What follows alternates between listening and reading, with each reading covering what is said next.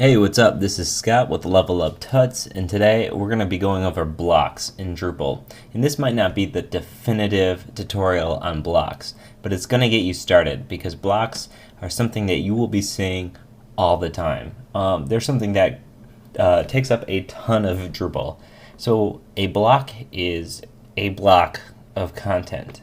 So in Drupal 7, if you hover over some items, you'll notice that they have this little gear with an arrow, and they get this dotted line when you hover over that.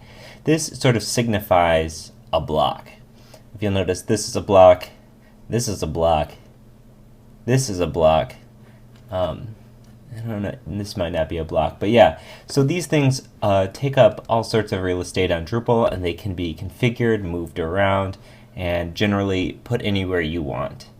So first off, let's get into our blocks screen. This is under Structure, Blocks.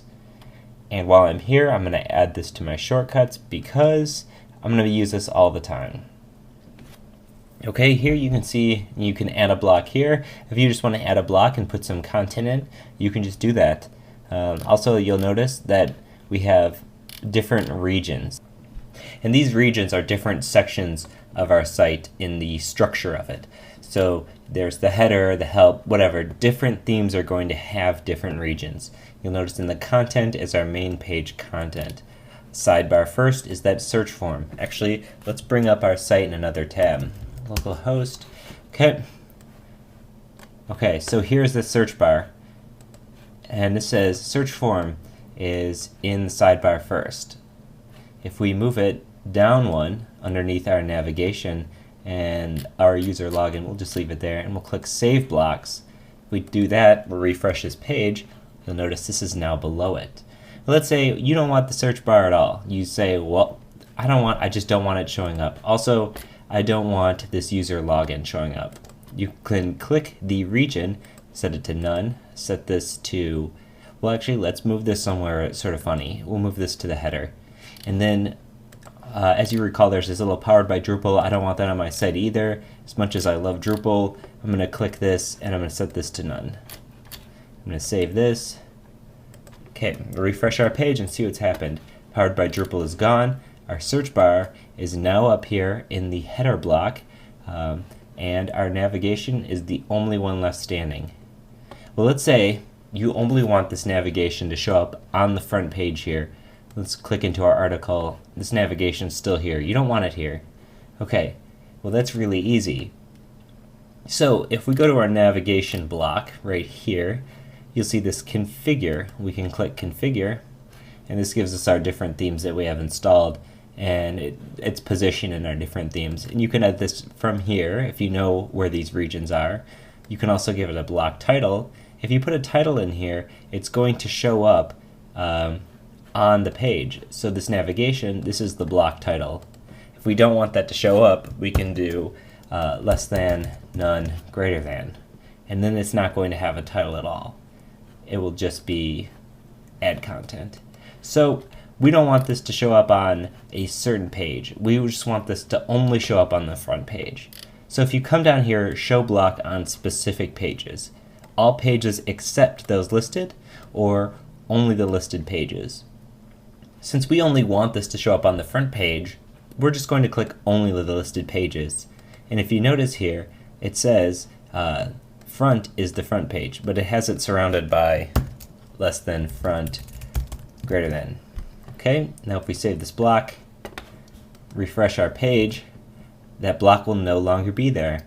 If you notice the region, the entire sidebar doesn't even get created because there's no content in that sidebar. However, if we go to this page, our block is still here, and since we put none for the title, there's no title.